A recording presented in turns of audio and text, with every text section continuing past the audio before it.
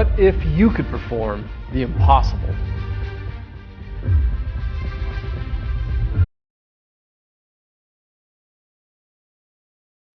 You can with the Raven.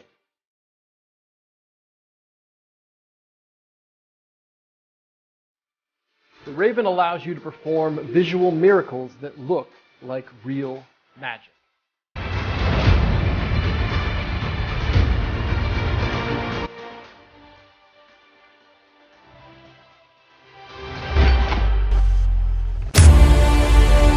Borrow a coin, place it in your spectator's hand.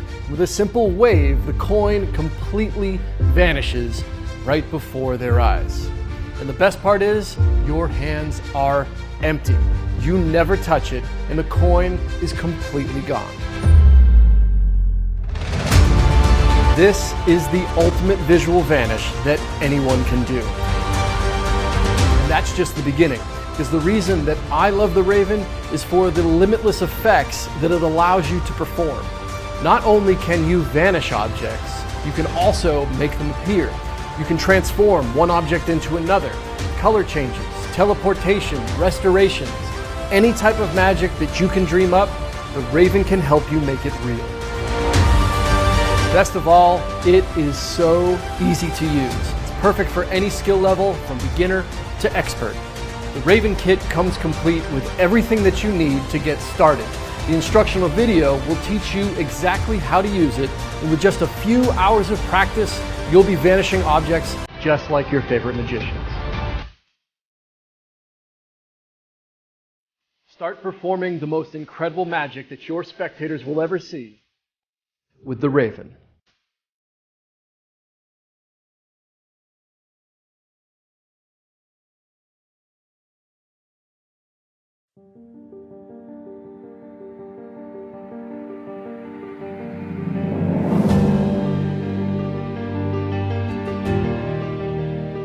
Hey, what's going on? Nick Locapo here, and thank you for checking out the Raven. The Raven is one of the all-time great magic utility devices. There is no end to the types of effects that you can accomplish with this. Vanishes, appearances, changes, anything is possible with this fantastic tool. So on this video, we're going to go through what you received, and then I'm also going to show you how to set it up and put it on. And we're going to talk about a variety of tricks that you can do right out of the box, and then some other oddball ideas and just some things to get your imagination going, because like I said, there is just no end to the types of things that you can perform with this. So I'm excited. Let's take a look at what you received.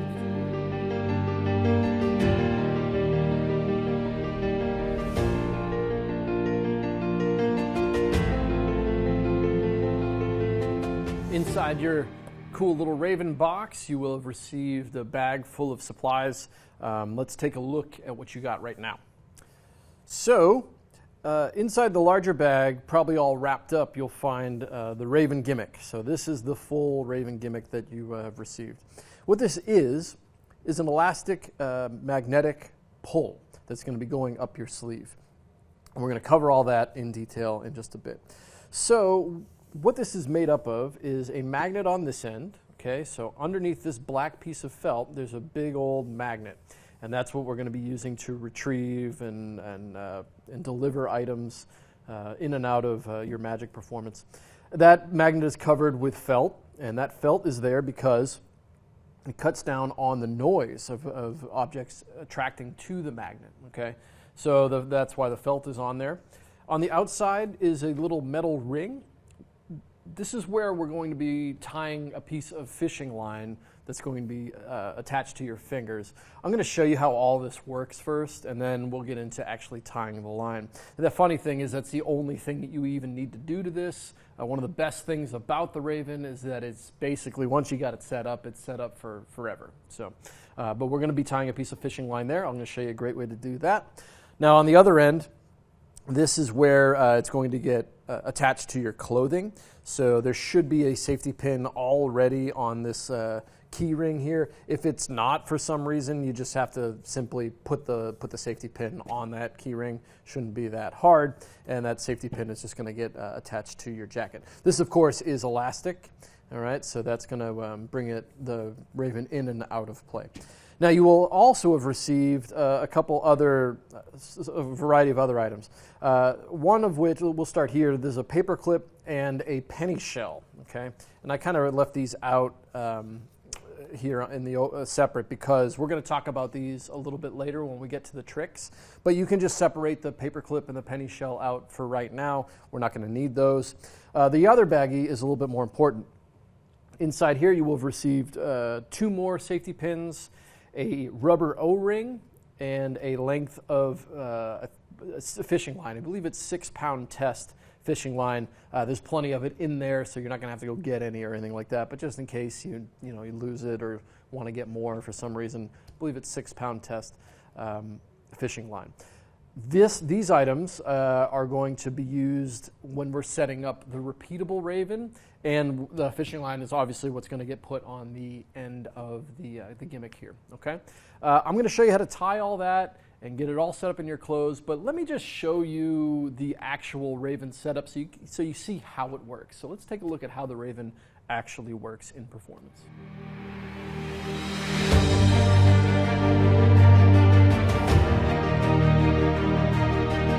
Let's first talk about the secret behind the raven, just so you can see where it lives, how it's set up, and kind of how it works, because we have a little bit of a ways to go before you actually get it set up in your own clothing. But for right now, let me just show you what the secret is. The secret is, you already saw the gimmick, okay? I have that gimmick pinned to my back right shoulder here. The gimmick is hanging down my sleeve, and we'll cover all this in a bit. I just want to show you what it looks like. And then it comes out the sleeve here. So this is attached up here, running down my arm. This is the magnet, and I've also tied this piece of fishing line to the end of it, which is attached to the end of my finger. Okay, that is the basic position for using the raven. All of this will be covered in detail a little bit later. Just wanted to show you what it looks like. So in performance, the raven is going to grab anything that is magnetic. So, for example, I have a steel core quarter here. If I bring the raven just close above the quarter, it's going to grab the quarter, right? And then when I want to ditch the gimmick and get rid of everything, you just simply let go, and it's going to shoot up your sleeve. Okay, so that's basically what's going on here. Now there's different setups for the clothes, there's different objects you can get, there's a lot of hand displays that we're going to cover all of this. Just wanted you to see exactly what we're dealing with first. So that is the basic idea behind all of it. So let's, before we go any further, get the fishing line on your gimmick so that we can then put it in your clothes and learn all the stuff, okay? So grab the fishing line and let's learn how to string it up.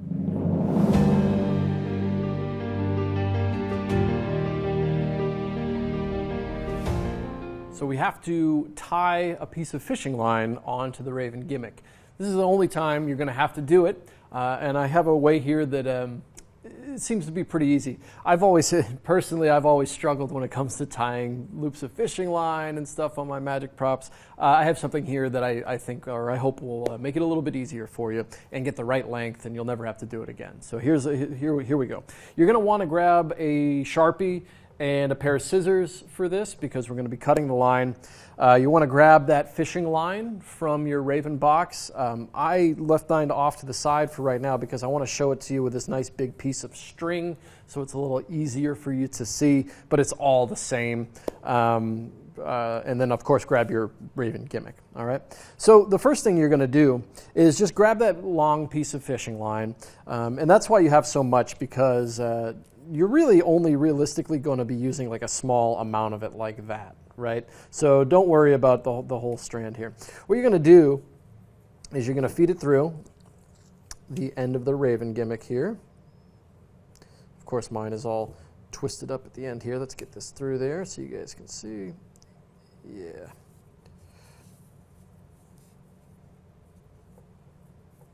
Cool. And you're going to tie a simple square knot on the end of this, okay? And I think most of you know what that is, but in case you don't, the way I always remember it is you just have to keep track of which side goes over. So right now the left side is in the front, it's facing me, so that is facing me. You tie it down, and then the second time, the left side goes under, right? So you just reverse it, and that turns it into a square knot, okay? Probably preaching to the choir there, but you guys know what I mean. So I like to tie a couple just for safety, but you could probably get away with just one. But I would do a couple more. You're not going to have this giant knot like I have here because the fishing line is a lot smaller, so you can tie a few on there. Okay? So once you got it on there, nice and tight, what you're going to do is you place the Raven in your hand. Now, what you want to do is simulate where on your hand you want the magnet to end up. And you're thinking, well, Nick, I don't know where the magnet should end up. Let me tell you where it should go. You know, this is the thing. You might end up with a different preference after you use this a lot, but you can't go wrong anywhere in the palm of your hand, okay? I tend to like mine a little bit more up towards my knuckles, up there, towards the top of my palm. I don't like it as much back here. You might find a little different for you, but I'm going to try to shoot for getting the magnet there. And really, you know, this first time you tie one, it's not a big deal if you're off by, you know, a little bit. What you're going to do is take the long end of the fishing line and loop it around your middle finger, okay? And you're going to want to get it under the nail there so it kind of stays. And I should have thought about this a little bit before we did it. Okay, there we go. And once you get it around, this is where you grab your Sharpie, and you're just going to put a mark on that fishing line right where it ends up on the key ring on the Raven there, okay? So you know exactly how long it should be, okay? So now you have your little mark on your fishing line, so you know exactly the point that you need to tie onto the Raven, okay? So this is the same thing. You're going to feed the other end of the fishing line through. Except this time, we're going to try to tie that square knot right on to the black dot that's on our fishing line. Let me make this a little bit bigger so you guys can hopefully see it. Right there. So I know that black dot is the correct length for me that I want to tie down, okay? So now when I've done this in the past, you try to get that just anywhere close, and you're going to tie your first overhand knot, right? But this overhand knot is where you can position the black dot on the Raven gimmick, right? So get it right where you need it, and then tie it down, right? Okay, so now that loop is starting to form there, right? And then, of course, you would tie your second overhand knot, and I can't remember if this is going to be a square knot or not, but get it down, okay? Yeah, see, it's fine. Tie that nice and tight. All right. Then all you got to do is once you get the two knots on there, be careful because your scissors are going to want to stick to this magnet. Trim off the excess. Right. Make sure you store your fishing line somewhere where you can find it again. And you will have a loop of fishing line wrapped around your Raven gimmick. If you put it on, should be the right size to where you lined it up. And again, if you need to start over again, that's fine. You should have plenty of fishing line to do another one. Maybe, check it first before you cut it. You might be able to save some of the knots, but hopefully that's a little easier method. What you don't want to do is just tie a loop around it. You want the two knots to be on the key ring, okay? Because if it's a loop of fishing line that is loose and can rotate, the knot can end up in who knows what position. It might end up on your fingertip. It might be a little bit more visible. So you want a static, solid line that has 2 points connected to it, not just one continuous loop that can slide around. This is the more secure setup that you want, okay? There's a couple other things here that you might be interested in. If you are concerned about this coming off, you can always throw a dab of hot glue on the end of the Raven gimmick here to really solidify those knots in place. That's something you can do. In my experience, once you get a solid couple knots in there, it is just not coming apart. So there's that. Also, this is just another small tip. While you still have that Sharpie out, and if we come in tight on this, you might want to color in this ring. You shouldn't flash this in performance. It's going to be really hard to flash this in performance, but you know what? Why not? You know, if it's going to be out in the open and for somebody to catch, you might as well hit that up with the Sharpie. You might, you know, just color all that in so that just in case, you know, some people like to do something like that. All right, so I thought I would mention that. I don't need to color the whole thing in for you right now. Let's show you how to put this in your clothes.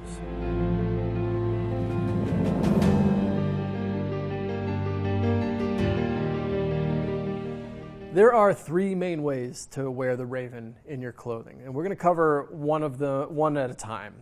The first one that I'm going to talk about, I think, is the most versatile and the one that you're probably going to like the best. So I'm going to show you how to put it in there, and then what can be accomplished versus the other ones. So the first one I'm going to show you is what you saw at the beginning, the one with the Raven coming down my sleeve. And you know, everything comes in and out of here. All right, and so to do that, it's very, very simple. I've got a white shirt here laid out, and I'm only using the white shirt to represent this jacket so that you can see it, because it's a little darker on the inside of here. So this white shirt will help you see exactly where it's going. But just imagine that this is the jacket. You can perform the Raven in a long sleeve shirt. It's just you know, a style preference for me. I'd rather wear a long sleeve coat than a long sleeve shirt, but you know, whatever you feel more comfortable in. So if I wanted to put the Raven in this shirt, I'm right-handed, so I'm going to want the Raven on my right sleeve. So we're going to be working over here, and I want the thread or the fishing line to be about 2 inches up my sleeve. So right here, the line is like it's about here. My sleeves are pretty short on this. I usually have a cuff out here, but the fishing line's coming to about here. So to do that, you're just going to feed the Raven, the magnet side, down your sleeve, right? And I'm going to get out of the way so you guys can see in just a second here. Once I get the Raven down there. And move this over so everybody can see. So you guys can see the Raven sticking out there, and the loop of fishing line is about, I don't know, it's about 2 inches there from the end of my cuff, right?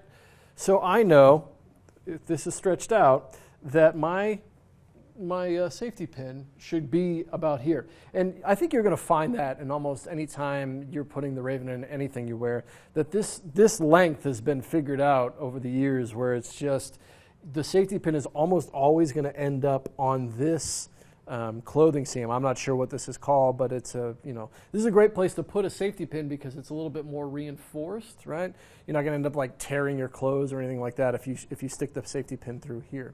So right now I know, and let me open this up so maybe you can see, okay, there's that fishing line. Right now I know that that's a good spot for my Raven gimmick. So I would go ahead and pin this in place right here. Okay, so that would just go in like that. Okay, and that's another reason why you can pin it on this, because the safety pin's probably not going to come out the back side unless you shove it all the way through, right? So this is from the other side, you're not going to be able to see it because I have it pinned just on that nice little piece of cloth that is there, right? Now, if you put this on, and the line is too short, you can just simply move this down this line. If it's too long, you move it up, okay? And that's it. It's a real easy setup. Now, when I say 2 inches here, I mean basically, and we're going to go over how you retrieve the line after all this, but you just want to be able to, with your opposite hand, reach up your sleeve and find that line quickly, all right, and pull it out. You can also grab it with the same hand. This is a technique that I'll show you, but it's not something I think you were going to want to rely on, but it is short enough where I can actually grab it with one hand, okay? So that's where you want your line to be. Again, as long as it's in a general area for us to start, you'll learn after practice and performance, to make those fine adjustments. But for right now, I've probably already talked too much. This is exactly where it goes. This is where I have it here. Now, the benefits to this one setup our reach, okay? I can be anywhere and perform the Raven. I can perform stuff out in the open, on a table. I'm covered at a lot of great angles. The next one that I'm going to show you is restricted in angles, but better on reset. Because basically to reset this one, you're going to have to reach up your sleeve every time and get the Raven back into position, okay? So the next setup not only is better on reset, but also allows you to perform with your sleeves rolled up in a button-up shirt. So let's take a look at the second Raven setup.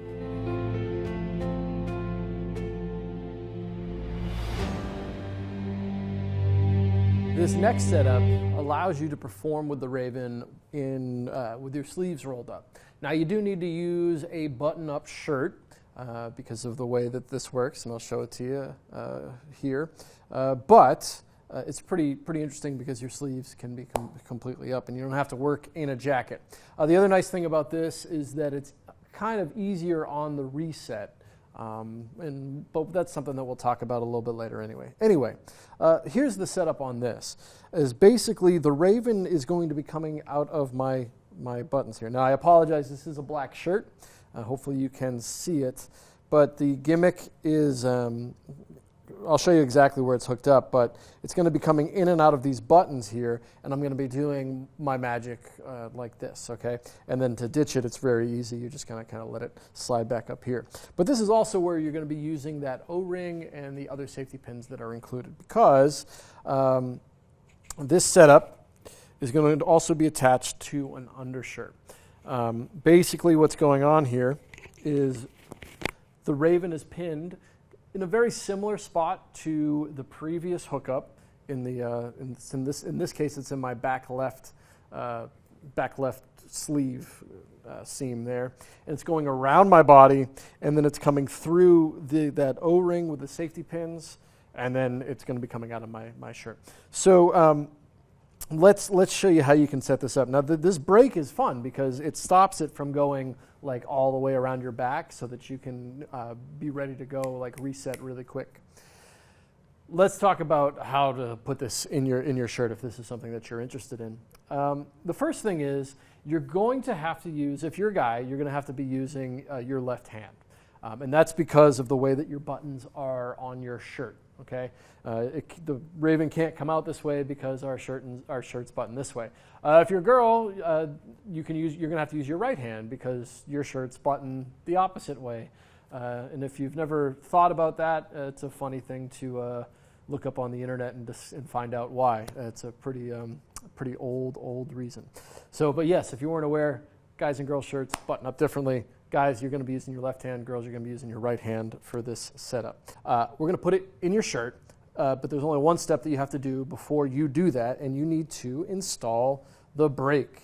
And that brake is that O-ring and the safety pins. I'm going to do this down here on the white surface so you guys can see it a little bit better.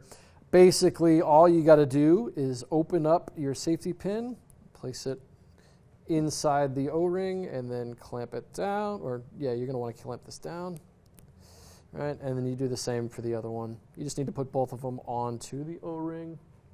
Hopefully my head is not in the way. There you go. All right.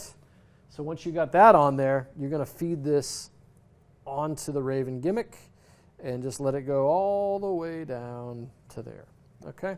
Because you're going to need that on there in just a second. Now, when you put it in your shirt, it pretty much goes in the same spot, except if you put it in your right sleeve, you're going to have to put it in your left sleeve. So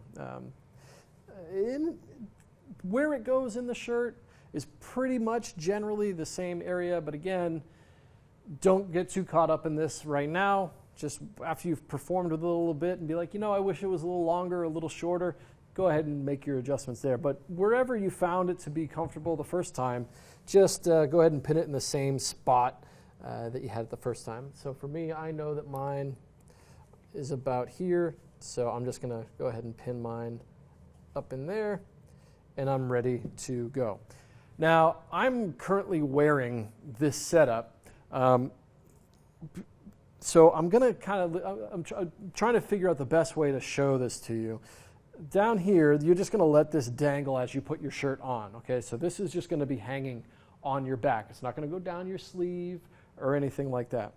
And you're going to you're just going to grab it and wrap the gimmick around your front. So here, let me take these off so you can see what I'm talking about here. So remove that one, remove this one. Okay.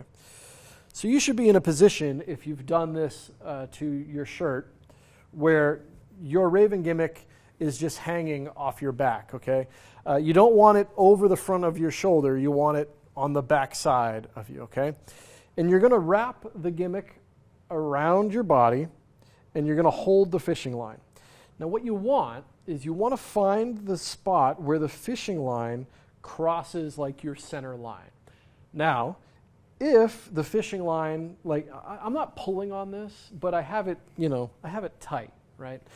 If the fishing line, when it's just tight, is way over here, you're going to want to move the pin up in your shirt because you want this to be about here, right? Give or take. Anywhere in here is going to work fine for what we're trying to set up. Or if it's way over here, you're going to want to move it down, right? So that you have a little bit more space. So you want that fishing line to be right about here.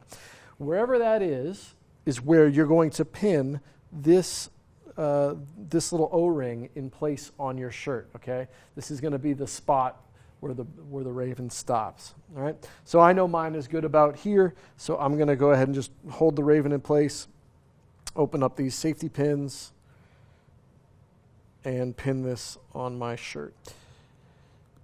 Now, when you're wearing an undershirt with this blue shirt is a little loose. It does work, but I would prefer, if I was going to be out performing this at a gig or something, I would want it nice and tight and tucked in so that this doesn't really move. But for what we're doing right now, this should be fine. Okay. So let me pull this so you can see. So this is just safety pinned in there so that it stops the Raven from going way up or falling off my back or whatever. I might have pinned it a little too far back here, but it's fine for right now. So now that you got that pinned in place, you're basically all set. Just button up your shirt.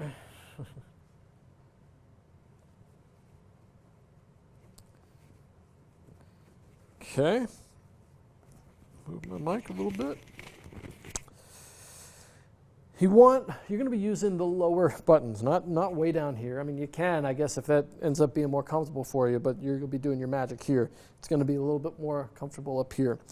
Go ahead and reach in there. Your Raven might be a little, might be hanging down or whatever right now, but go ahead and grab that fishing line and pull it out and loop it around your finger. We'll go over the handling on this after this section, but that's it. This is exactly where it should be coming out. Everything that you're going to end up doing is going to kind of be down and away here, and then when to let it go back in, you're just going to let it fly back into your shirt, and I'll show you how to retrieve all this in the next section, okay? But that's where it comes in and out of. Right here, like that, all right? So that is the short sleeve setup. I have one more setup to show you, and then we're going to get into how to handle the Raven in performance, all right? So let's take a look at the last setup.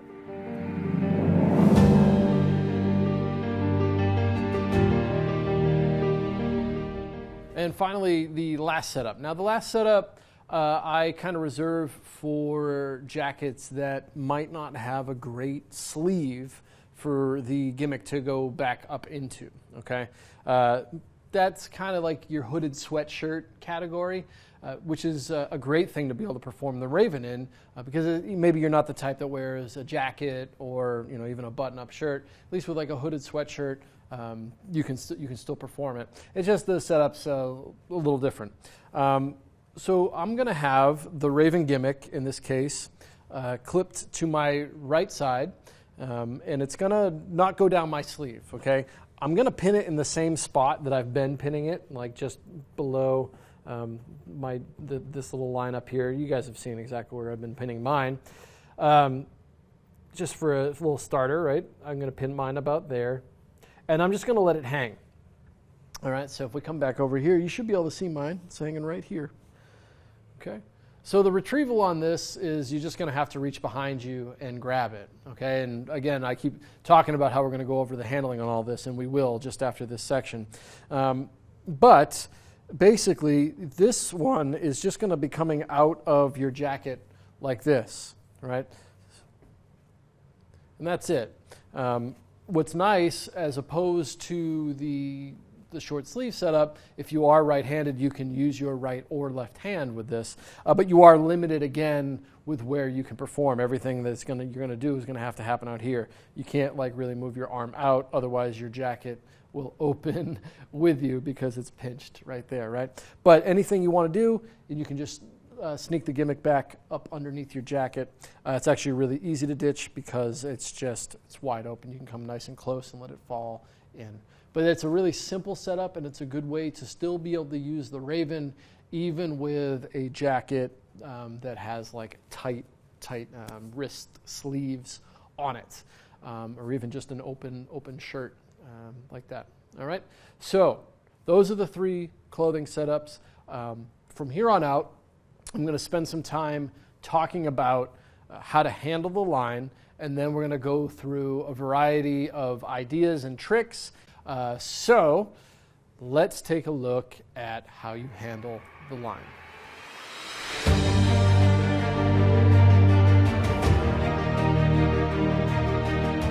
Here's how you handle the line with a jacket on. I have at the moment the Raven is down my right sleeve, and the fishing line is accessible about a couple inches up. So when you're getting ready to perform with the Raven in this sleeve setup here, you're really going to have to reach up with your opposite hand and grab that line, all right? Now, you could do this in a moment in your routine where you have a second to do that, or you're just going to have to start with the fishing line already out. One thing I like to do is I'll loop that fishing line, and make sure we get this here, around my middle finger all the way up to here. Now, that's not where it's going to end up later, but that allows me to like kind of rest like this, maybe holding on to my jacket, and I can have my fingers curled. One of the problems with being in a get-ready position with the Raven all the time is that your hand has to be extended. Now that while we're talking about it, this is the position that we're always going to be trying to go for, is basically that line is going to be running around the tip of my middle finger.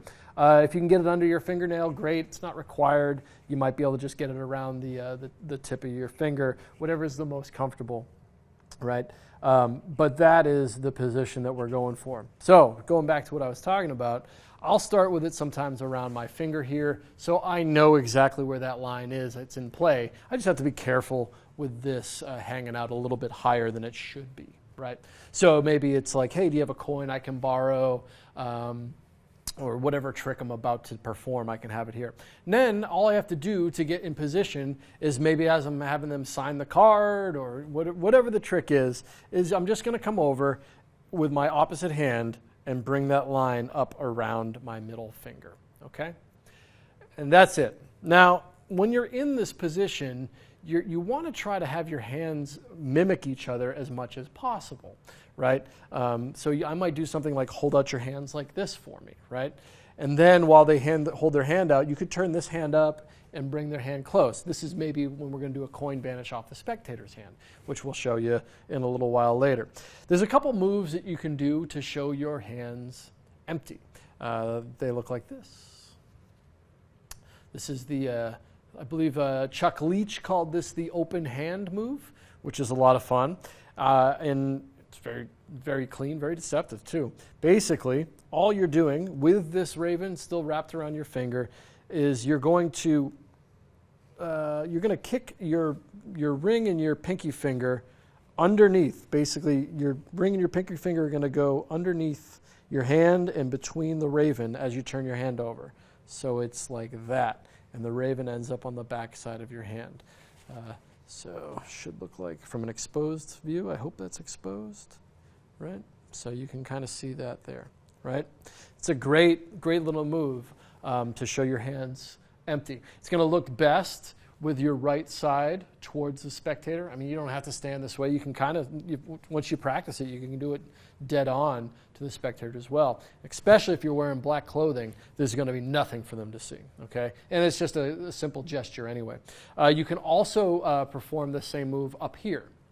So you can start with your hands empty up here, and you can come down, right? So sorry if we're going crazy on the camera there, but basically this is the same thing. It's just, I'll kind of turn here so you can see.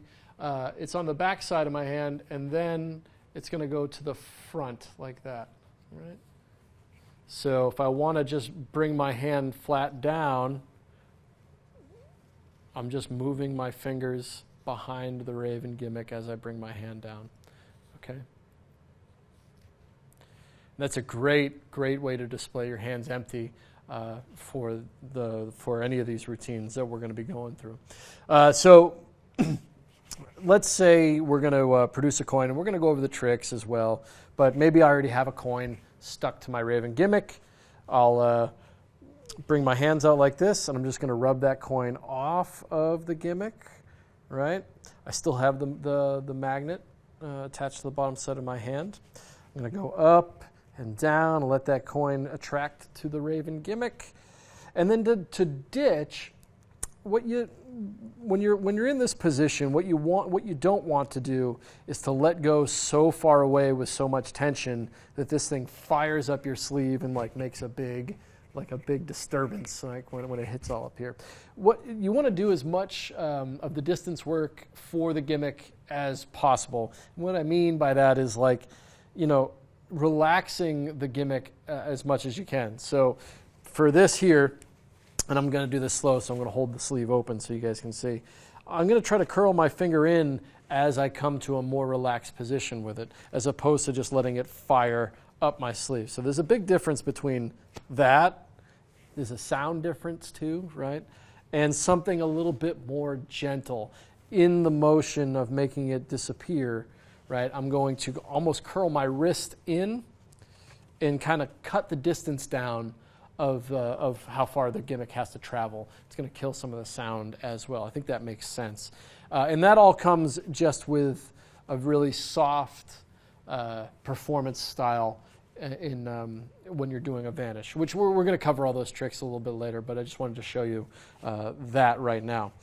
So that's how it comes in and out of play when it's up your sleeve. Now, while I have it here, I'm just going to go ahead and move that gimmick, the Raven, out of my jacket and use it as if I was doing maybe with like a hooded sweatshirt.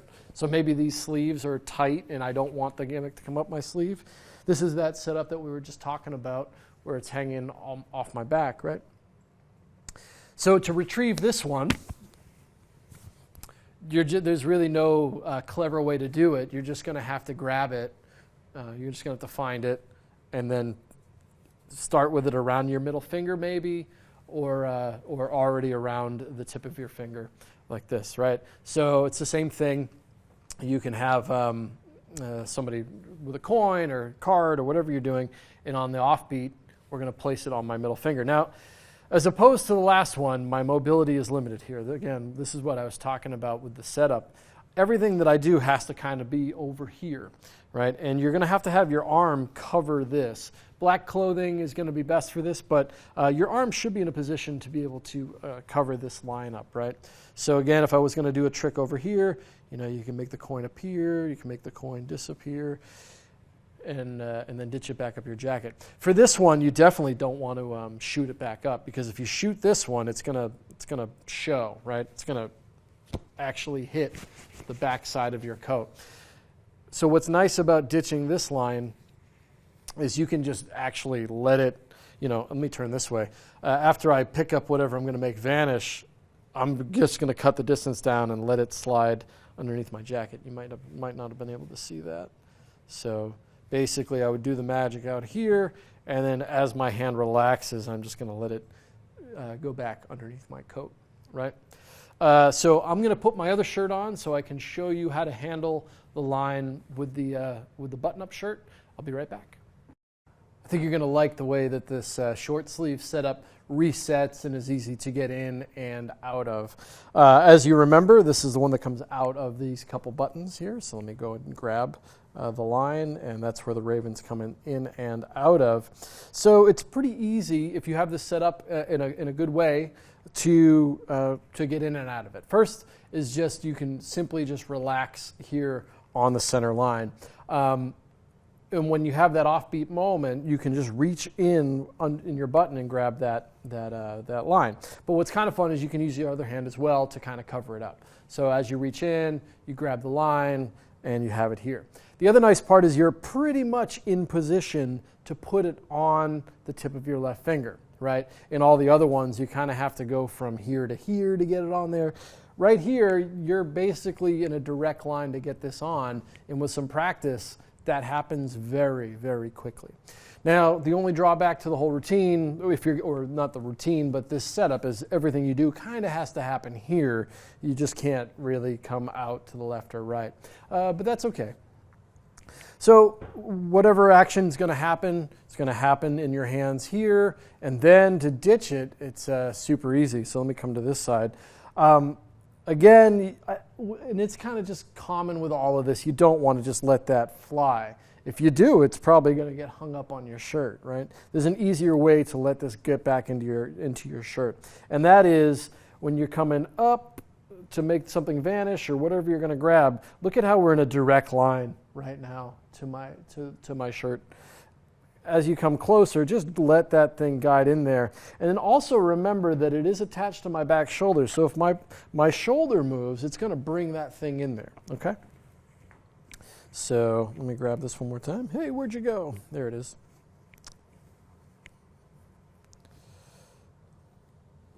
So whatever action I'm going to take is going to happen out here. I'm going to come closer to my body. My hand is almost in a vertical position as opposed to out here at this point. And I'm going to let that slide right into my buttonhole. Now you can also do the empty hand move and everything like before here. Okay, it might not be as necessary when you're performing like this, but you can still get it done out here. The black clothing is going to really help you out with this. I'm not as good at that move with my left hand, but you might find it a little bit differently. What's kind of nice is that you're in a position to show your hands empty out here, grab the line quickly, place it on your finger, and then get into the routine, and the ditch happens a lot faster and closer to the midline. Okay, so I think that's everything I wanted to say about this one at this point. Because now we're done with all the clothing stuff. It's time to talk about what you can do with this device. So grab your penny shell, your paper clip, and I'm about to show you a whole bunch of other stuff as well. We're going to learn some tricks.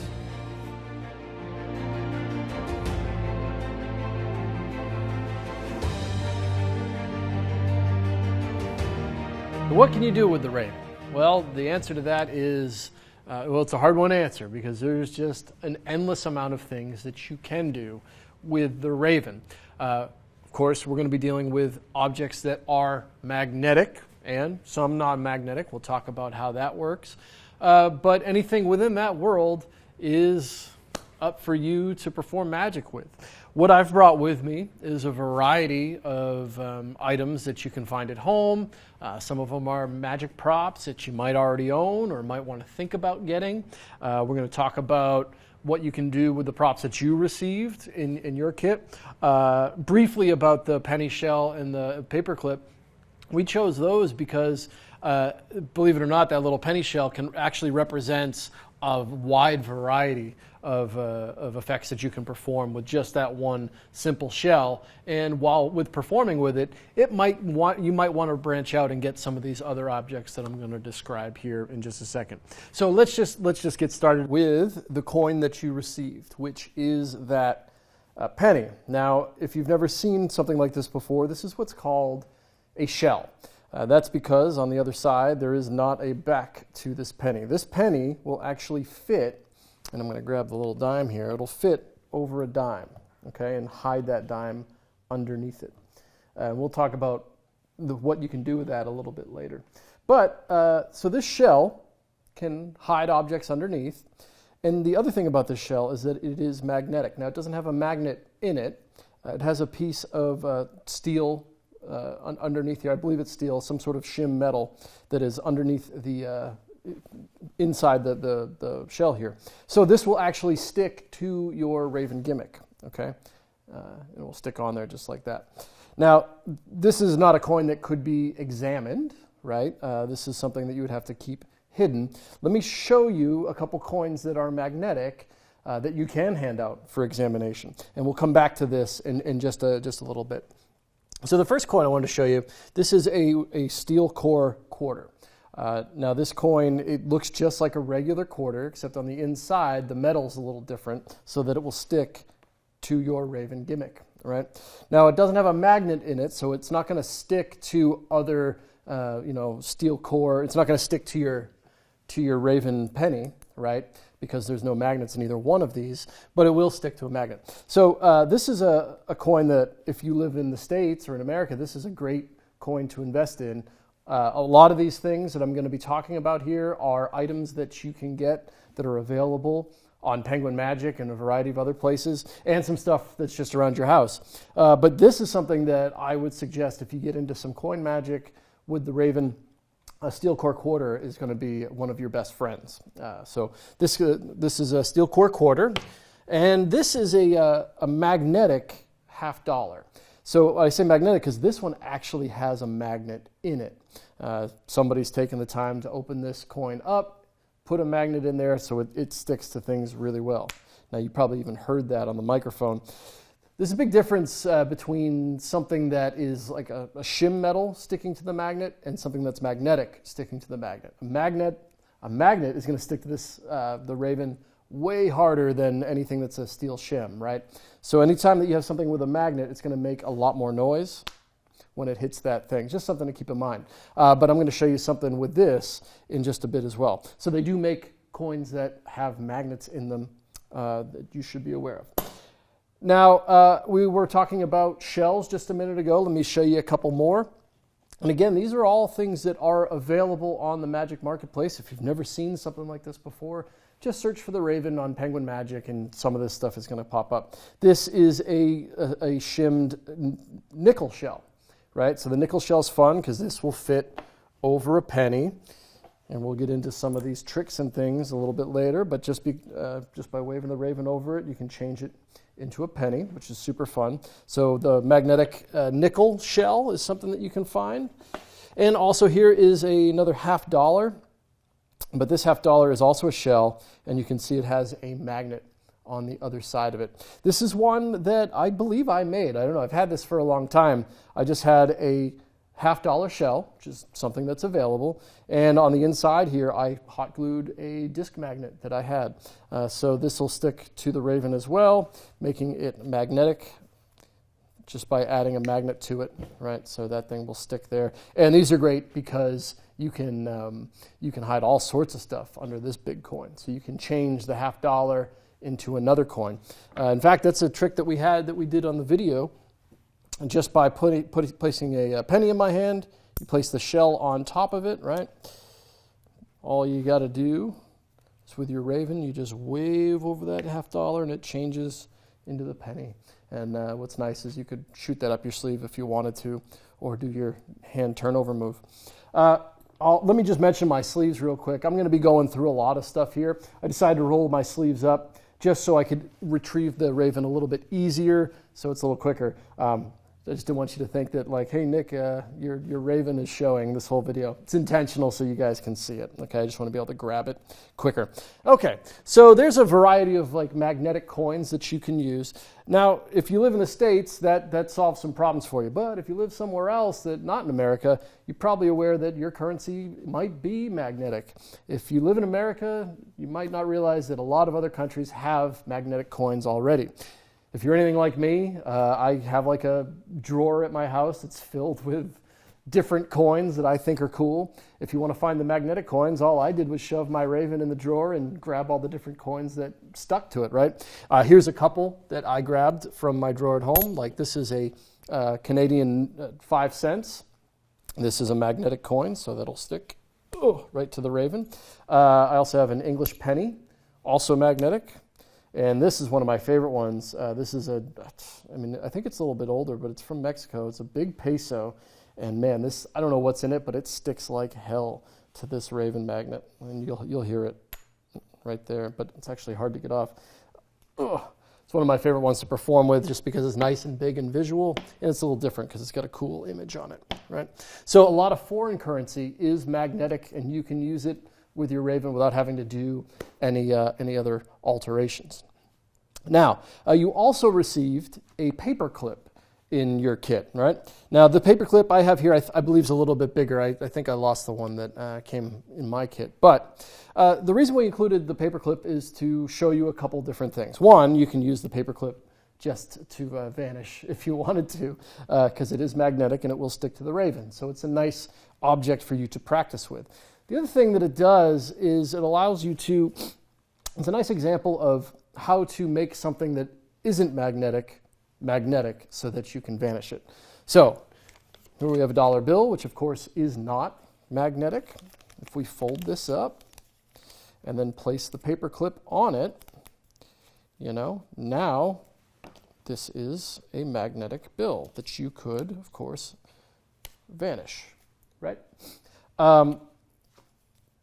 But it doesn't also have to be on the outside. You could fold the paper clip up inside the bill. All right, now this is kind of a bigger one. So if I fold once like that and another time like that, I could lay the bill in my hand, and simply by waving the raven over the bill, now it's gone. All right. So you could either, if you were going to borrow a bill and make it vanish, you could hide this in your hand and load it on the back of the bill. That seems a bit much, but maybe just simply tape the paper clip to the back side of a bill that you want to make vanish. All right. So now I can show the bill. I can fold it up once, twice. Of course, I'd be ready. And then just with a simple wave, I can make the bill vanish like that. So the paper clip's a great way to make something magnetic that isn't typically magnetic, right? And we've done that. I wanted to show you that with a variety of other items as well. So for example, this is a box of matches, right?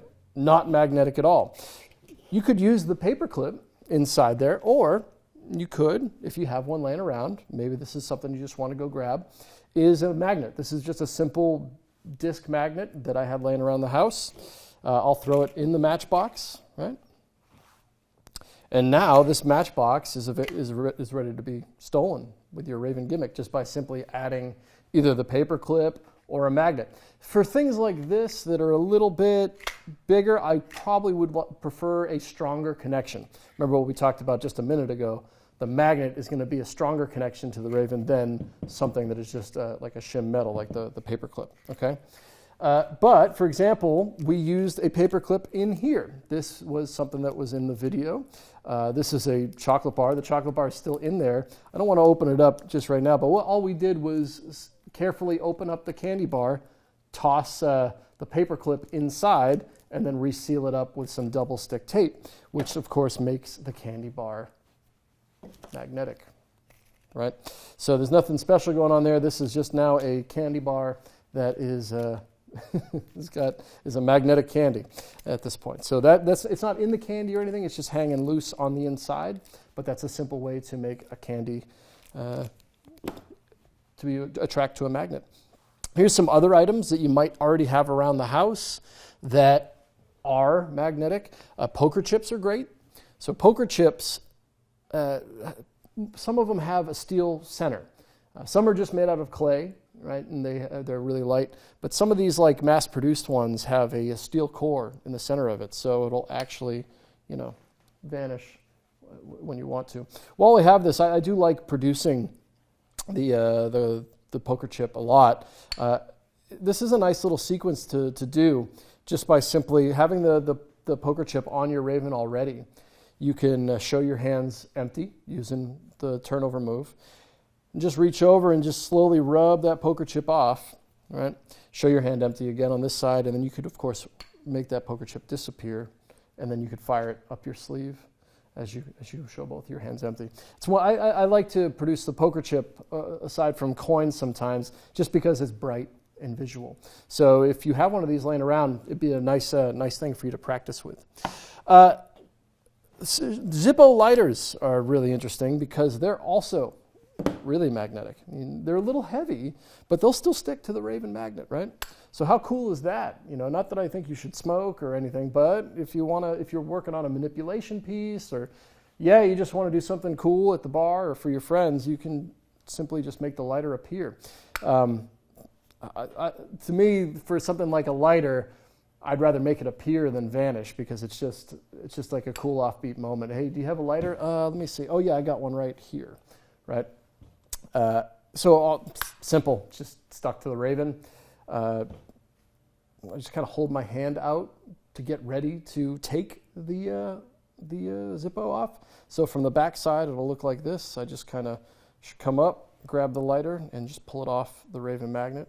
You know, let the Raven go wherever we want to ditch it. So I think that looks really cool. Now, of course, you could vanish it if you want to. It's just you're gonna have a sound issue, right? When it attracts to the magnet. If you were doing it on video, that'd be a different story. We're going to talk about video a little bit later, about some of the advantages of using the Raven on video. But yeah, the lighter, super easy to do, and you might have one laying around the house. Other regular lighters as well. These will also stick to the Raven. You could do the same trick. Now, it's only going to be the top that sticks, right? So if you're going to do this, I would do it with the smaller one. The bigger ones will have a tendency, even this one kind of wants to fall down, right? But if you keep it at the right level, you can get it to stay up there, right? So you can make this appear or, disappear, whatever you prefer. But you might want to play with that. Knives. Now, this is if you're new to magic, there's a great old trick called the color changing knives. This is a knife from one of my color changing knife sets. There's nothing special about this knife. It is just a white knife, but it will also stick to the Raven quite nicely. Just a little side story here. When I first got the Raven, I was trying to figure out what I could actually do with it. What trick would I do with it?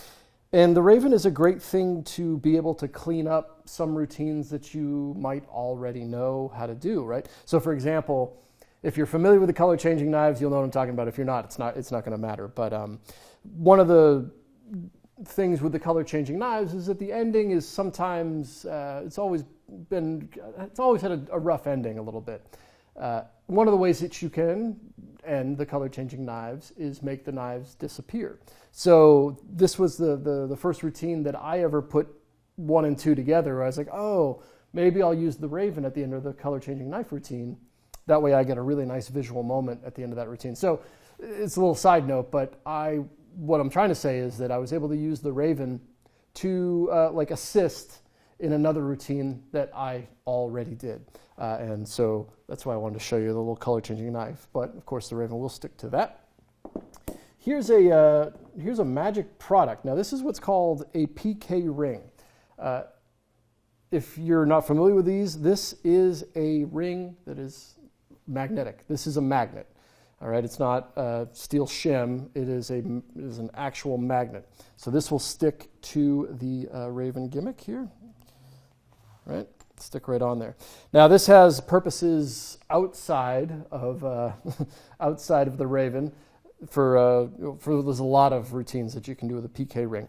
Again, search Raven on Penguin Magic, and you'll be able to find these.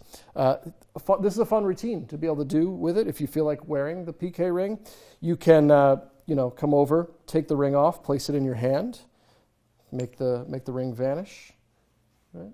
Or you can make it reappear and make it come back. So this is a fun thing to be able to work with. There's a lot of magnetic rings on the internet as well. There's a lot of different styles and things you can get, but that's a great little thing to invest in if you are interested. Okay, we're just moving through some more objects here that you might have already. This is just a button. This is just a pin, a button. These will stick to the Raven, no problem. Altoids. This is a fun one, just because it has like another dimension to it, right? You can open it up and you can take things out of it, kind of like the Matchbox, right? So you can put the mints back in, and of course this will also stick to the raven, right? Going to make a big noise, so you're probably going to have to do that one on video if you really want to do it. But Altoids tin will stick to the raven. Here's something along the same lines of the dollar bill. This is a mini Rubik's Cube, but inside of it, and I'm not going to pop it off here, I'm sure you're aware that you can pop off the little squares on a Rubik's Cube. My friend Seth, he just popped those off and then put a couple of small magnets in there for me, right? So this will stick to the raven. Now, in the cool clip that we had there, all I'm doing is I have my raven on my hand, holding the Rubik's Cube out there. I know that there's a magnet right here. I just simply wave, and it grabs the cube, and if I come back and I grab it again, right? So let me turn this way so you can see what I'm talking about. It just looks like this. And you can do that over and over and over. No, really pretty moment, and it's quiet, right? So I really like the magnetic cube. That's a fun thing to be able to do something with. And then here's another example of something. This is actually a magic product called Sharp Shot, but you don't have to have this. This is a Sharpie that, I don't know if I really want to expose the secret, but there is some magnets that have been embedded inside this Sharpie marker, and this will, of course, stick to the magnet as well. There's a cool video in there where you can make the Sharpie disappear, shoot it up my sleeve. The way that works is just simply how you probably think it already works now. You're just coming up with the raven, throw it on the magnet. I like to leave my hand in the same position as it was holding the item in, right? Kind of leaves a little bit, it kind of gives you a frame or an idea of where the item was, and now that it's not there, it helps you understand that something is gone from that picture, right? So that Sharpie has some magnets in it, and that's how that vanishes. Okay, so there's a variety of stuff that you can use right away with your Raven gimmick. Now let's transition into some more of the tricks that you can do with it, and I want to show you a couple performances right now.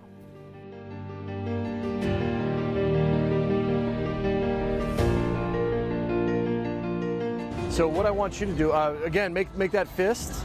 All right, now we're going to place this on the back again a little bit lower, okay. a little bit lower. See this coin? Yes. We're going to make this coin disappear. Oh. Okay? Watch close. Don't take your eye off the quarter, okay? It's going to happen on the count of 1. Did you feel it? Yeah. You did? 2, 3. Out of here.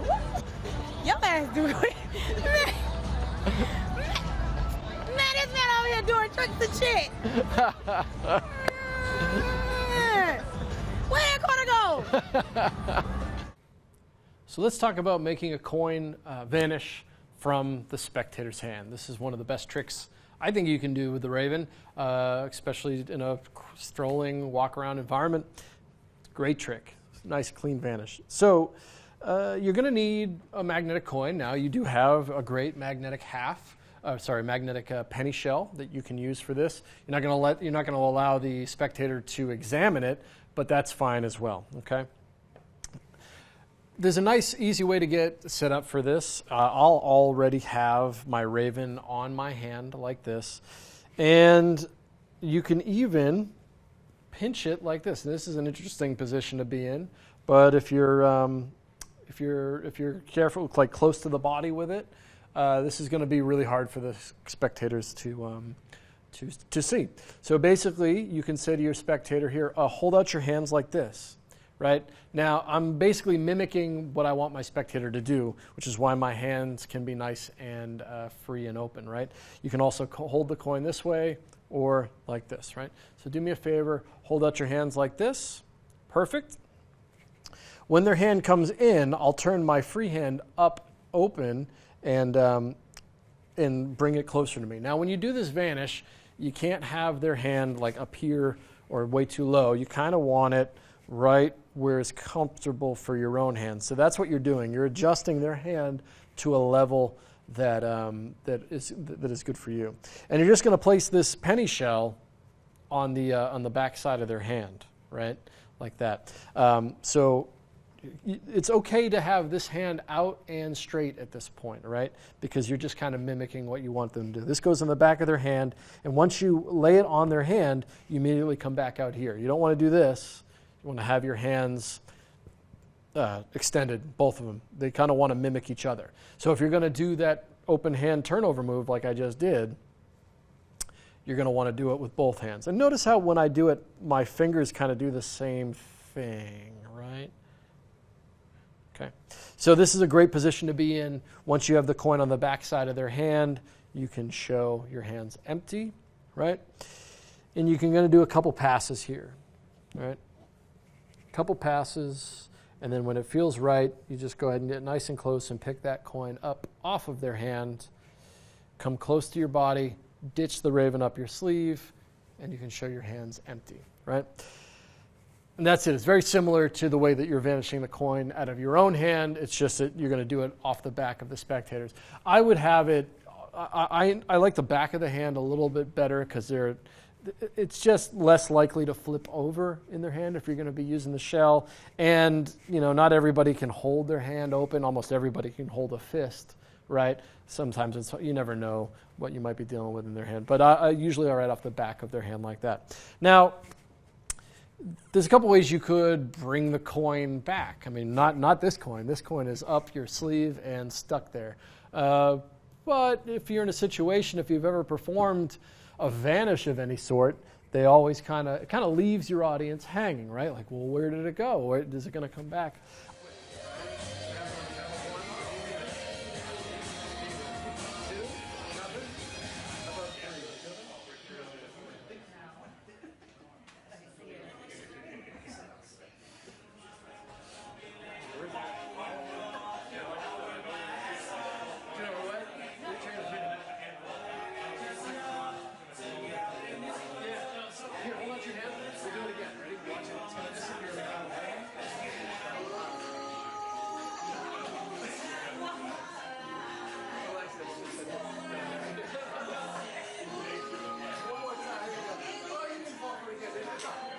It's a classic move from Bobo's Modern Coin Magic, where I'll just take a regular penny, and I'm going to move this table here.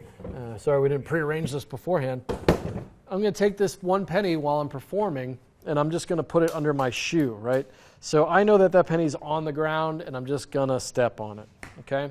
I'll have my spectator come over, and we'll vanish the penny in their hands, and then I'll say, well, do you know where it went? And then I focus my attention down and show the penny underneath my shoe. So the penny has come back, right? So you reach down, grab the penny, you say, hold out your hand one more time, and you drop the penny in their hand, and the penny disappears again. And if that fooled you, if you've never seen this before, it's just one of the best little cleanup vanishes. I wanted to include it here because it's a great little addition to any coin vanish that you're going to do, and that is the coin just reappears back underneath the shoe. And you can show that as well. So this is a great old move. It's in Bobo if you want to see it. But basically, as you reach down to pick up this coin, you're just going to, I'll do it from this side. You're just going to pretend to pick it up, but when you do, you're just going to kick it under your shoe like that. If swear to God, it works every time, right? And you can just make it disappear in a very easy way. And you can do this as many times as you want to, but I thought that's a nice thing to do.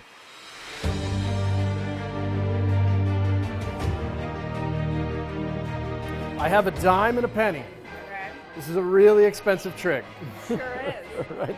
Maybe hold out your hands. Yeah, and then here, we'll use this one. Turn it down. I'm going to give you the dime and the penny and just wrap your hand around it like that. Now you can relax that hand there. The question is, do you want the dime or the penny? You're like, who cares? Either one would be, I'd just be grateful for a penny. Sure. Here, lower your hand a little bit, a little higher. Dime or penny, just name one. Dime. The dime. All right, I'm going to reach in. I'm just going to take one of these out. Take this one out, the penny, okay. So we're going to try to get the dime to travel out of your hand and to the top, okay? It's going to happen quick, so watch. A little lower. 1, 2, 3. That's awesome. Now, if the dime is here, that must mean open up. That's Very awesome. Cool. Heck yeah, man. Hell yeah. That's awesome. That is incredible. I don't Thank know you. how you did that. Oh. Man, the dime and penny transposition trick is a great one, and it's a great trick to do with your penny shell. You're going to need your penny shell, a dime, and a regular penny. Okay, so this is the shell. This is just a normal dime, and this is a normal penny. Of course, you want your normal penny to match as well as it can to the shell. All right.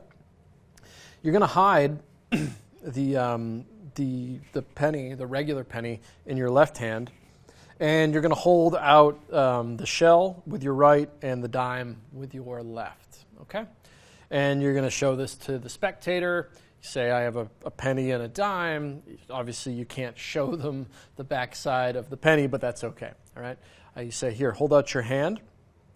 And as you do, you're going to go ahead and place the shell on top of the dime as you say, as you gesture, hold out your hand.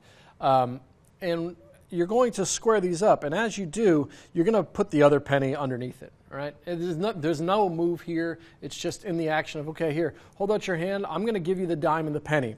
And what you're doing is you're shelling the dime inside of the penny shell, and you're just adding the penny to the bottom of it. So again, it just kind of looks like this. There's really no move to it. Here I have a dime and a penny. Here, do me a favor, hold out your hand for me, and I'm just stacking them all up. Okay, so that dime is underneath here with a penny underneath it. All right. You say, hold out your hand for me, and you're going to place the coins in their fist like this, right? Now, I know that the penny with the dime on it is the one on the top, and I'm going to ask the spectator, would you want the dime or the penny? And it does not matter what they say. If they say penny, you say great. You reach in and you carefully take out the penny and the dime, okay? So if they say penny, you're going to say, all right, I'm going to reach in and I'm going to grab the penny, okay? And that, of course, has that dime underneath it, right?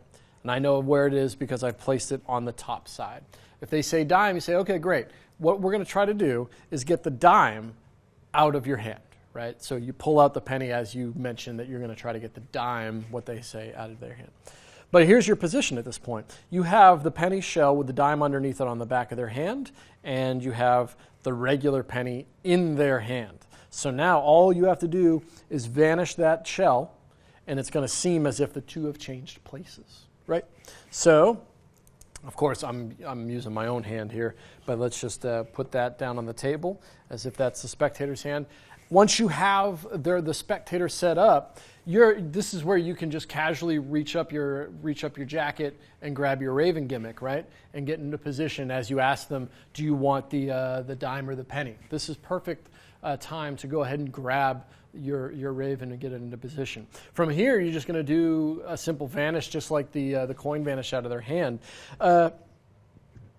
If there's any tip on this, it's that a sweeping motion can be bad because it can carry the dime with it. You're almost a little bit better to just come up directly over the top, like something like this, right?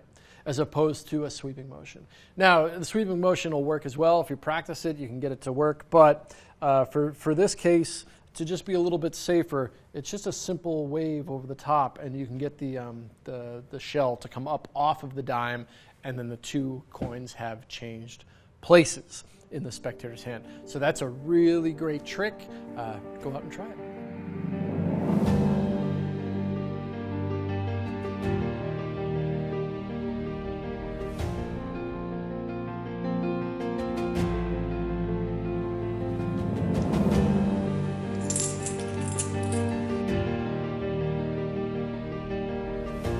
So here's a great way to produce and vanish 4 coins.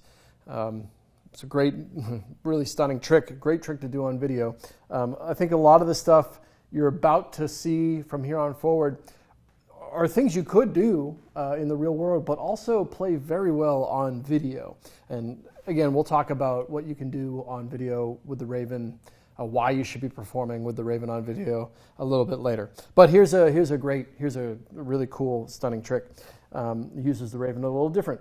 This is $4 half dollars, And the bottom one is that magnetic half that I showed you at the beginning. The other three here, non-magnetic. So I'm just going to stack all three of them up on top of that magnetic coin, get my raven out, and go ahead and stick all 4 coins to the raven. Check that out. Isn't that cool? So now I have like a loose load on the back of my raven. I started the routine by my hands spread like this. I actually started with this hand up here and pointed down. This hand is already in the turnover, get ready move here. So the first step is to just turn my hand over to here. And that's it. It's just a simple hand turnover. And I'm going to rub the coins off the bottom of the raven gimmick. I guess I'll turn this way, right, so you guys can see. So it goes from there to there. And then you're just going to rub the coins one at a time. This is one of the hardest parts, is just getting the coins nice and spread out, right? So, of course, from here, you could show your hands empty. That's a really startling production. In fact, you could end there if you wanted to. Maybe you go into a 4-coin routine or something. Similarly, I'll do that afterward. After that, I stack the coins up and then vanish them. Now, this is a little tricky part because you got to do it with one hand.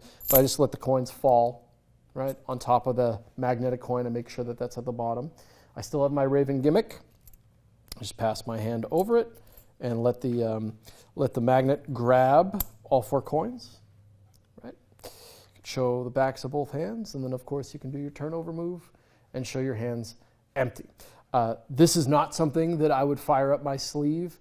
I think if you had big enough sleeves, it might work, but you're also running the risk of this getting dislodged, and then you get 4 coins flying around. But I think for a nice video segment, being able to finish here is just fine. The turnover move, I think if you're familiar with the raven, is something that you've been doing or known about for a long time, you might have the tendency to think that you always need to shoot the raven up your sleeve at the end of your routine. It's a great way to end, in fact, the cleanest way to end, right? But really, all you have to do is show your hands empty. If your audience sees your hands empty, their guard is down, right? They're like, well, let me see the hands, let me see, they're empty, right? After you show your hands empty, then you can relax and then gently let the coins up your sleeve like I just did, right? I kind of prefer that structure, especially when it comes to stuff like this, that I'm not 100% confident are going to be able to go up my sleeve easily, right? So I think that breaks that trick down pretty well for you. You can also do it on the table, which works pretty nice. I'll show you a clip right now as I'm talking of a few poker chips being produced on the table. And really, those poker chips are the same as this. Remember, I showed you the one earlier, how they have the steel core. I just made sure that bottom one had a little steel core, right? Now, I'll do the same thing here. It's the same idea on the table. I'm just going to rub those coins off the raven, and you can produce them one at a time. Just dragging that one a little far on the table. Show your hand empty, right? And then you could go into a matrix routine or anything that you want, right? So that's a really, really cool production with a loose load, and the idea of keeping a magnet on the bottom of something that is holding something else above it, right? So let's move on to something else.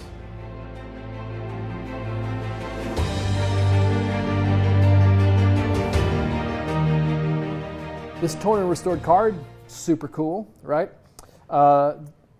The other thing that's interesting about what you're about to learn is it uses the raven as a holdout as well. Let's just go through what we did there.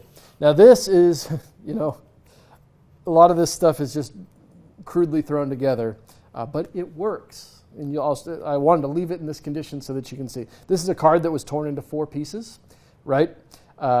If we get in close, there's even a little exposed double stick tape. Probably should have done a better job of that, but honestly, it doesn't matter. This is all one piece. It's all been taped together. And on the back side, this is a piece of steel shim. This is like a washer we got at the hardware store. And this stuff is super inexpensive, and you can put it in anything. It's the same type of thing as the paper clip or putting a magnet in a dollar bill. What we wanted to do is make 4 pieces of card magnetic, right, so that I can steal it with the raven, okay? So that is what we're dealing with there. That is what we're going to be stealing out of our fingers. All right. The other thing we have is the restored card. So the idea of the trick is to turn the torn pieces into the restored card. This is another way to think about the Raven, and this is it, right? We're going to be holding a card out using the Raven pinching the card between my hand and the gimmick. Okay, so you got to make sure that it's far back enough so that you're not flashing on the edges here, right? But that's a good position to be in right there. Okay. So the mechanics of this are, I'm going to bring the Raven out over the torn pieces. I'm going to let it attach to the Raven, and then I'm going to pinch the edge of the card as I let the pieces go, and then bring the card out. So you're switching one object for another. All right, let's do that again. Kind of do that out front. So I have the pieces here. When I hold the pieces too, I kind of like clip them with my middle and pointer finger. That way my thumb is free to clip this card as I bring it over, right? So it clips, and then I have it there. You're going to want a nice sleeve on this when you do it, so the cards will go up into the sleeve and totally vanish. But that is a cool way to switch one for another. Even if you didn't have something that you were going to steal, right? It's interesting that you can just kind of use the Raven to bring something in and out of play, right? For example, you could change, it doesn't have to be, the torn pieces, although that makes sense as a trick. You could grab this poker chip, right? The poker chip, and then of course change it into the ace of spades, something like that. So it's one way to transform an object into another, and it doesn't have to be magnetic, right? That's really cool. In fact, it kind of can't be magnetic. It needs to not be stuck to the Raven when it falls out of your hand. Now, let me just get one more shot on that so you guys completely understand what this looks like. So the Raven will be grabbing the coin or whatever you're going to grab as you let go, and you are left with whatever is going to drop. Okay, so that's a great way to transform stuff. Let's move on to something else.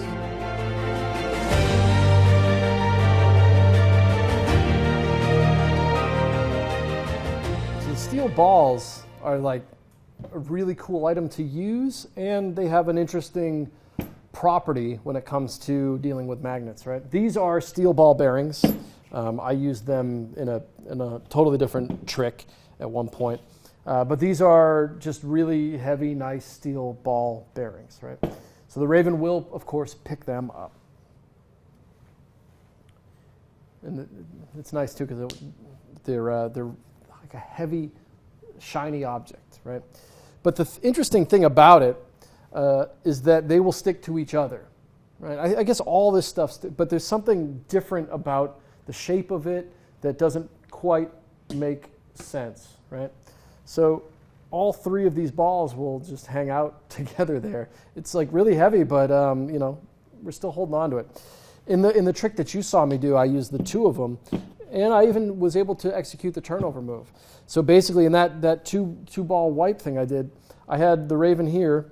I came down, I grabbed the one, I grabbed the two, and then I even came back and was able to execute the two-hand. There's nothing in this hand, but basically the right hand has a ball dangling there, right? So this is just something you might want to keep in mind for another routine or something that you might be working on. If it was filmed from overhead, you would be able to get 1, 2, and 3 items, from an overhead position, because it just kind of, if they're all magnetic, they'll stack on top of each other like that, right? So I thought the steel balls were just something I wanted to show you because of that kind of one interesting property that they had there. And let's move on to another card thing. It's very similar to the torn and restored card. We're going to be using kind of the same idea of using the Raven to hold something against the palm of my hand and switch it for another. But I thought I'd just show you kind of where the magnet is and everything in the playing card. So this is just a great way to do a switch of any type of card, right? Let me put this back on here. This red card here, has a magnet that is just taped in the corner, right? And then when it's folded up, it'll stick to the Raven. If you're going to fold a magnet up into the card, you'll want to do it so that the magnet is on the bottom part. What I mean is, I don't want the magnet here so that it would be sticking like this. I want the magnet to close the folded card for me because the magnet's on the outside there. I don't want this thing like, I don't want it this way, right? That's not how I want it. I want it to be able to close the folded card, right? So we'd have that on the table, ready to be taken. And make sure that this is the right way. Oh, no, it's this way. Let's do it right. Yeah, there we go. So I'll have the blue card in the back side of the Raven. I'm just going to come down, let the Raven grab that folded card. All right, so it's going to pick it up like this. Let me do it over here so you guys can see. I'm just going to come down, grab it, and then let the Raven go and let the blue card fall. And it's just going to look like the blue card changes into, or the red card changes into the blue card, right? If you do any of that type of color change stuff, that's a really, really visual, clean way to do it. Another fun thing is just using this folded card to change not into a blue card, but let's go for something else. So here is, watch this. We're going to take the folded red card. We're just going to give it a squeeze, and you can change it into this cool little origami paper crane. Now, I'm not going to teach you how to fold the origami paper crane. You can probably look that up on YouTube or whatever. But, get your mind turning a little bit. You can change anything into anything, really. And this is the same exact trick that we've already learned. Raven is on there. We have a folded card with a magnet on the inside of it, and this little paper crane is just chilling on the behind my Raven gimmick on the other side of my hand. And again, I'm just going to reach down, pick up that card, let the Raven go, and I kind of squeeze as if something's happening, and you can reveal the paper crane card. And you can give that away, which is a cool souvenir.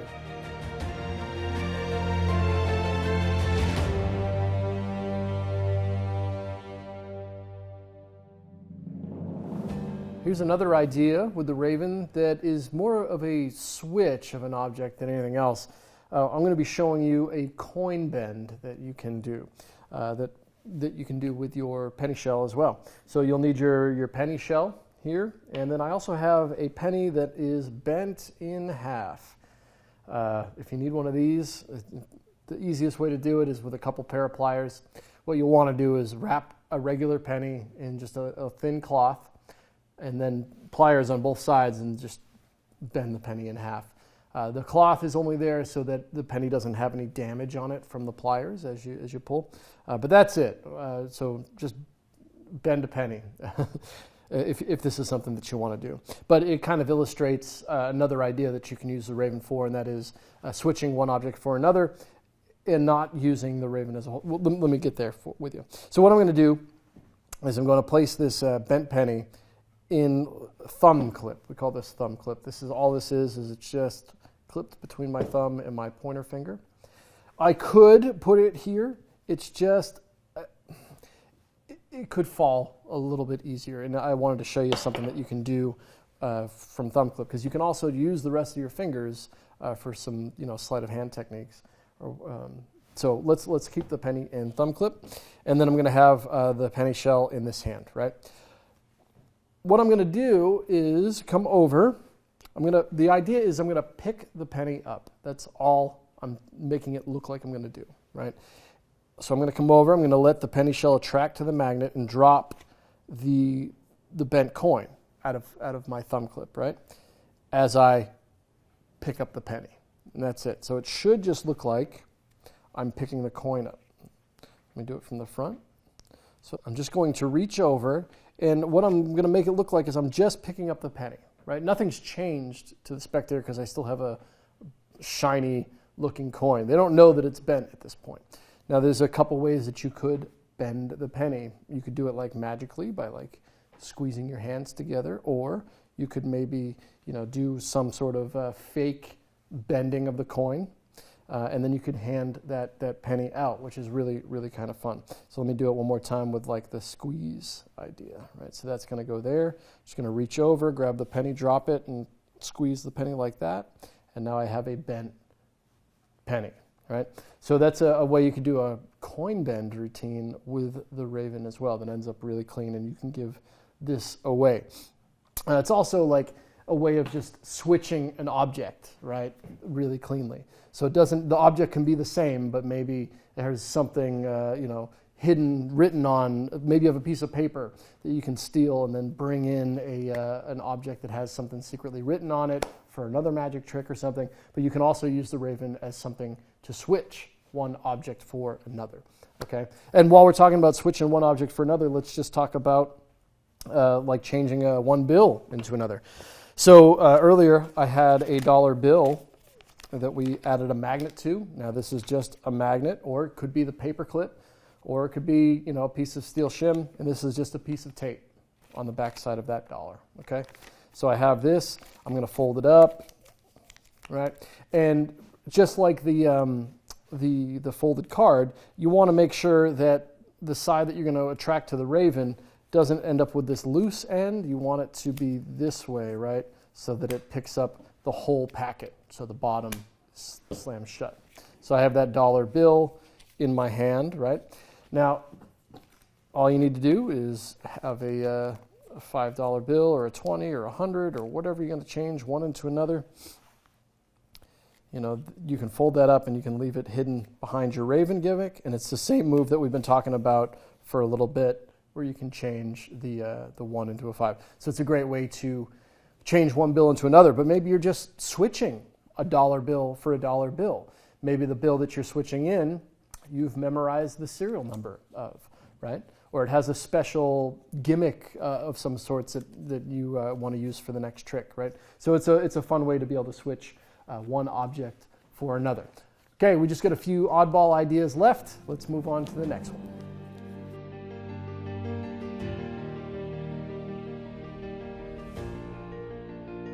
This is one of my favorite ones to do with the Raven, the magically opening bottle cap trick.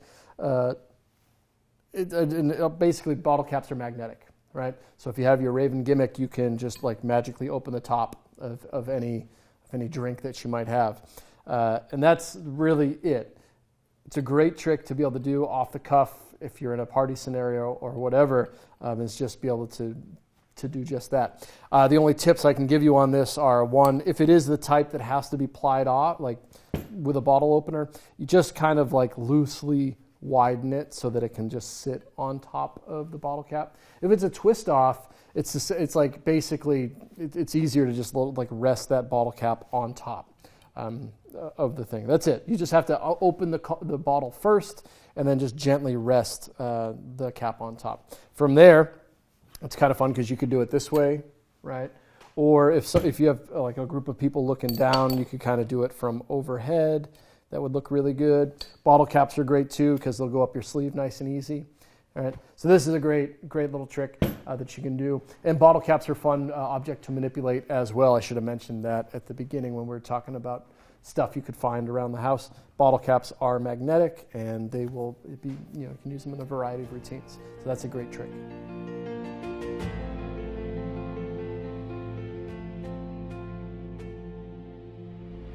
Peering salt shaker.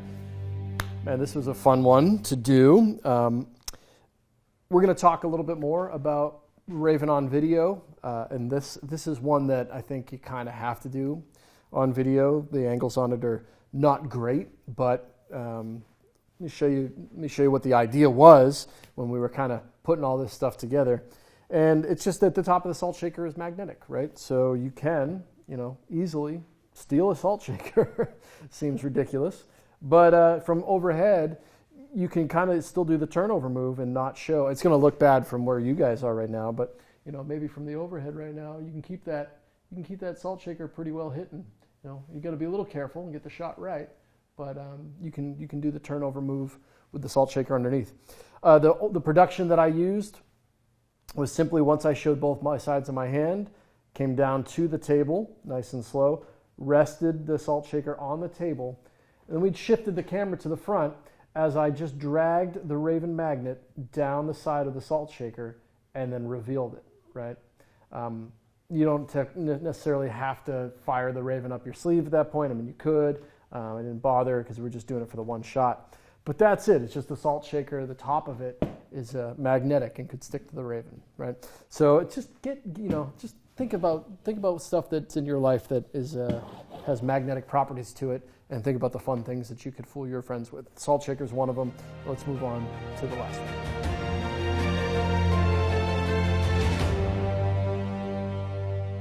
So the appearing shot glass. Not only is it cool because it's a shot glass, but you're also producing a liquid load. I wanted to include this here just so you can see, how you might come up with your own stuff with the Raven. I'm just trying to kind of push the boundaries of what's possible here. I have a shot glass that has a lid with it. Now I got this. This came with a magic trick that I bought called Stabbed and Shot by Bill Abbott. In that routine, he has a shot glass that gets produced. Basically, this is just one of the props that comes with it. It's a fantastic routine, but this is one of the props that came with it. And it got me thinking, I'm like, man, that would be fun to be able to produce a liquid load with the Raven.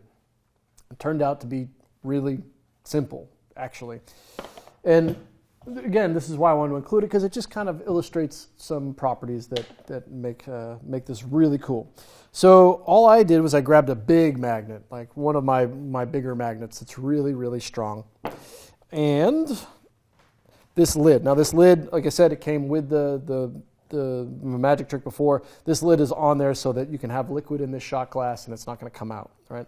But what I did was I simply took the Raven, took my magnet, placed the magnet on the inside of the lid. Oh, that's going to be hard to get off. Okay.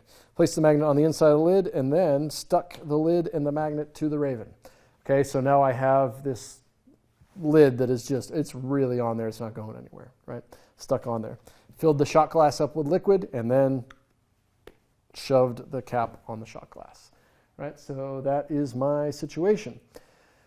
Again, just like the salt shaker, this isn't something that I'm going to be able to do not on, it's got to probably just be on video, but you can do the hand turnover move. Let me see from the top, so you can show both sides of your hand just like that.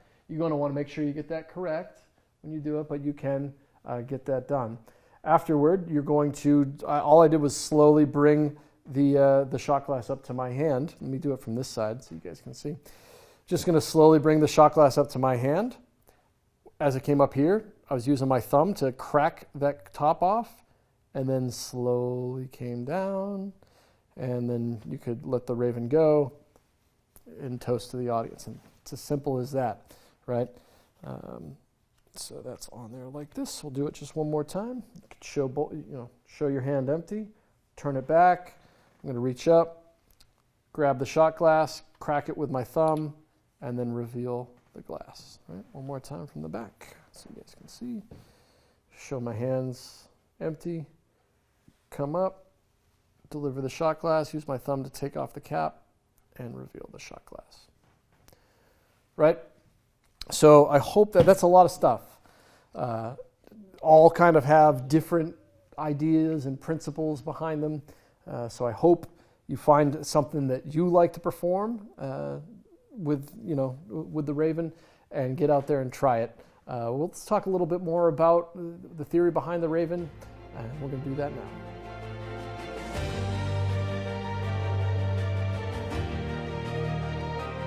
Well, that was a lot. I'll be honest with you, I love the Raven, but there's so much that you can do with it. It was challenging for me to try to touch every little base on it.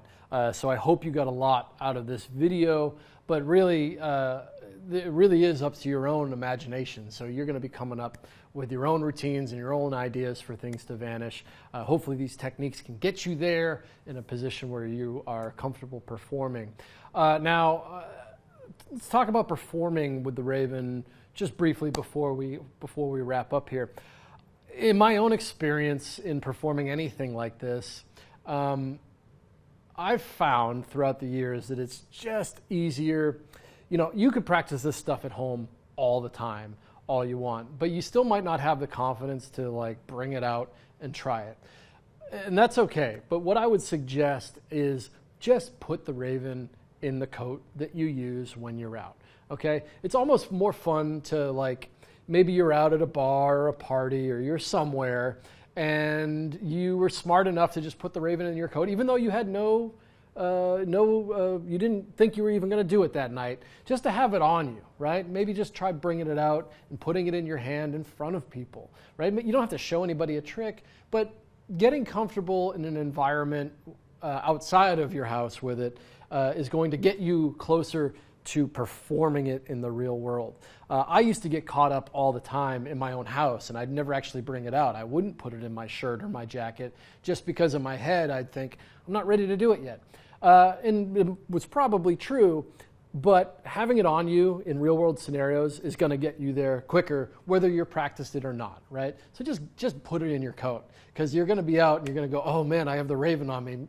Maybe I'll try it, right? And that's good for you, because that real world experience is really going to help you out. Now, when it comes to doing any of this stuff for people, these tricks are great tricks, but they're also tricks that can be utilized with sleight of hand. So if you're new to magic, I do suggest picking up some materials on sleight of hand with coins. Majority of the stuff you're going to be using with the Raven is probably going to be coins, especially at first. So I cannot recommend Modern Coin Magic, Bobo's Modern Coin Magic, highly enough. So that's a great place to learn some basic sleight of hand techniques with coins. Also, here on Penguin, the Tarbell course, it's one of the first lessons. It might be lesson 1 or 2 is sleight of hand with coins. Tarbell 1, 2, or 3. It's somewhere right in there.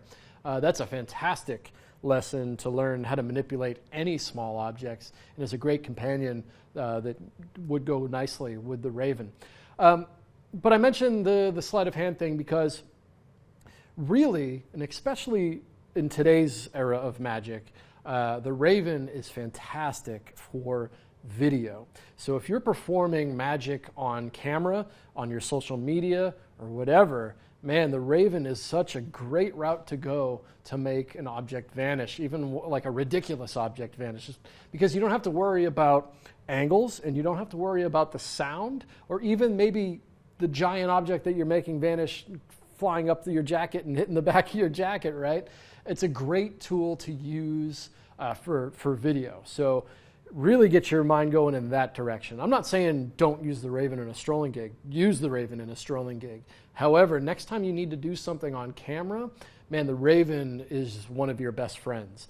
A little trade secret is almost anytime you see anything amazing disappear on a highly produced TV show or something, they might have used the Raven. It's just such a versatile tool. Why not? It's so clean. So use it in your own work as well. And finally, while you're here on Penguin, please leave this product a review. It's going to help everybody make smart purchases when they're on our site buying magic. So please leave this product a review. If you have any questions, drop it on the little question area for the Raven product. If it's not me that's going to get back to you, it's going to be somebody else. Special thanks to Chuck Leach for his amazing creation and video, which I learned a lot from. So if you do get a chance to watch Chuck's video on Introduction to the Raven, you should watch that as well.